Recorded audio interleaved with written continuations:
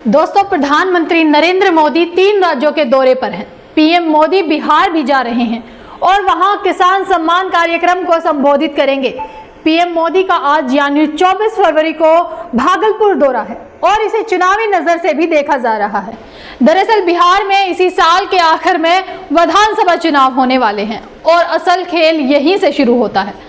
राजनीतिक गलियारों में मशहूर बिहार और नीतीश बाबू अब इन विधानसभा चुनाव में क्या जलवा दिखाने वाले हैं, यह बहुत दिलचस्प बात होगी। बिहार की राजनीति के जानकार कहते हैं कि लालू यादव हमेशा चाहते हैं कि नीतीश कुमार उनके खेमे में रहे ताकि बीजेपी को ऊंचे तबके की पार्टी बताकर वह अपने परिवार और आरजेडी की राजनीति को आगे बढ़ाते रहें। वहीं बीजेपी नीतीश कुमार के चेहरे को बचाकर एनडीए की राजनीति को मजबूत बनाए रखना चाहती है। नीतीश का चेहरा बीजेपी की छवि को स्वर्णों की पार्टी बताने वाले लालू यादव की राजनीति और नैरेटिव को कमजोर करता है। भागलपुर में प्रधानमंत्री किसान के सम्मान के लिए हो रहे कार्यक्रम में शामिल होने पहुंचे तो उनका स्वागत बिहार के मुख्यमंत्री नीतीश कुमार करेंगे। बिहार की राजनीति में कई तरह की कयासबाजियों और अटकलों के बीच यह तस्वीरें बेहद खास होने वाली हैं, जब देश प्रदेश की राजनीति के ये दोनों ही एक मंच पर होंगे। प्रधानमंत्री के साथ मुख्यमंत्री जब मंच पर एक साथ बैठेंगे तो जाहिर सी बात है कि बातें भी होंगी। ये बातें क्या होंगी, इस पर बिहार की सियासी निगाहें टिकी हुई है।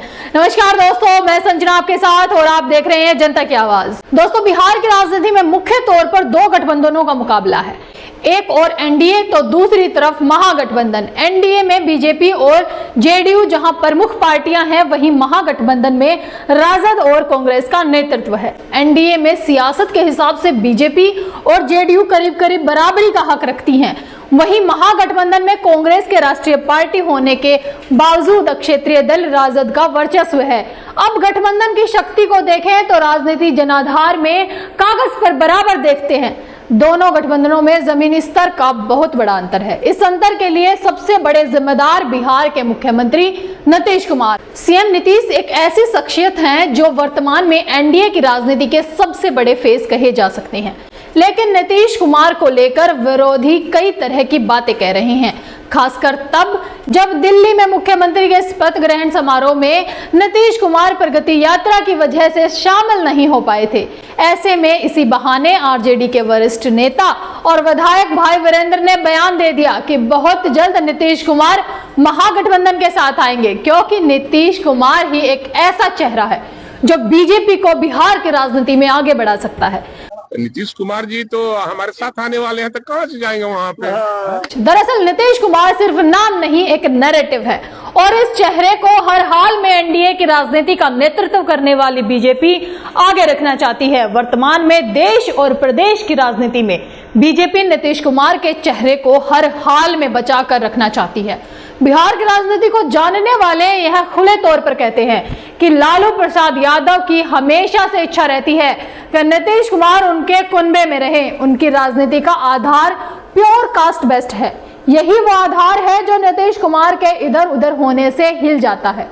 दरअसल लालू प्रसाद यादव बीजेपी को स्वर्णों की पार्टी बताने की रणनीति पर चलते रहे हैं, तो बीजेपी नीतीश कुमार के फेस को आगे करके चलती है। लालू प्रसाद यादव पूरे जोर लगाते हैं, लेकिन नीतीश कुमार के साथ होने के साथ ही बीजेपी की वह छवि जो लालू प्रसाद यादव बताना चाहते हैं बिल्कुल ही खत्म हो जाती है, ताकि पिछड़ा और महादलित वोट का आधार नीतीश कुमार को वह चेहरा बना देता है जो बिहार में बीजेपी की राजनीतिक आधार को कुख्यात करता चला जाता है और सत्ता का समीकरण सूझ जाता है।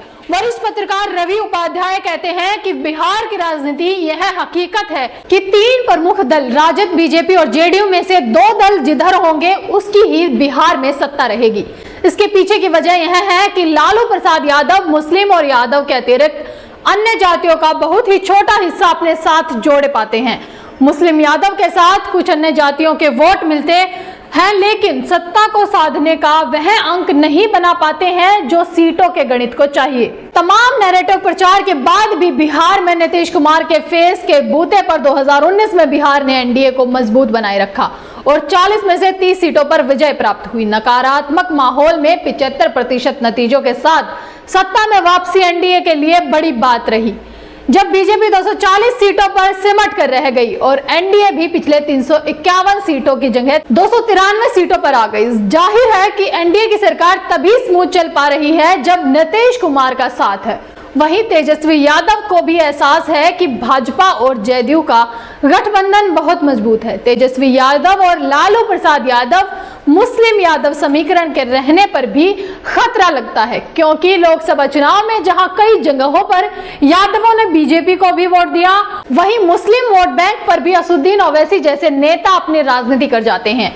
अब तो प्रशांत किशोर भी आ गए हैं, जिन्होंने उपचुनाव में अपने लिए उपेक्षा के अनुरूप प्रदर्शन नहीं किया, लेकिन राजद का खेल बिगाड़ने में कामयाब रहे और राजद अपनी परंपरागत सीट भी गंवा बैठे और 4 की 4 सीटों पर उसे हार मिली। ऐसे में जाहिर है कि नीतीश कुमार के चेहरे का महत्व जहां एनडीए के नेता बखूबी बूझते हैं, वहीं लालू यादव को भी इसका अनुभव 2020 में तेजस्वी यादव बिहार मुख्यमंत्री बनते बनते रह गए थे, लेकिन बाद में नीतीश कुमार के साथ रहे और सरकार में रहते नीतीश कुमार ने कहा कि तेजस्वी यादव बिहार का भविष्य है। तब तेजस्वी यादव को लगा कि नीतीश कुमार उनका मुख्यमंत्री बना देंगे, लेकिन वह एनडीए में चले गए।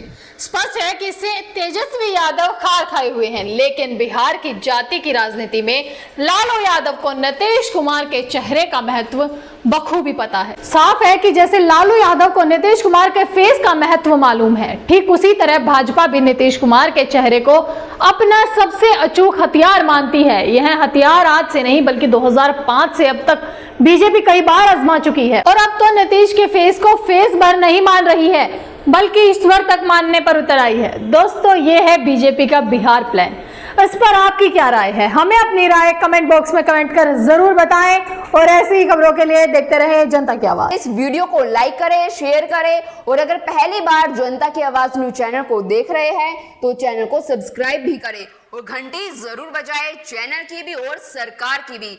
आज की नेशनल मीडिया के मुकाबले में जनता का साथ दीजिए और उसकी ताकत बनिए, जनता की आवाज बनिए और हो सके तो इसके लिए चैनल को ज्वाइन भी करें।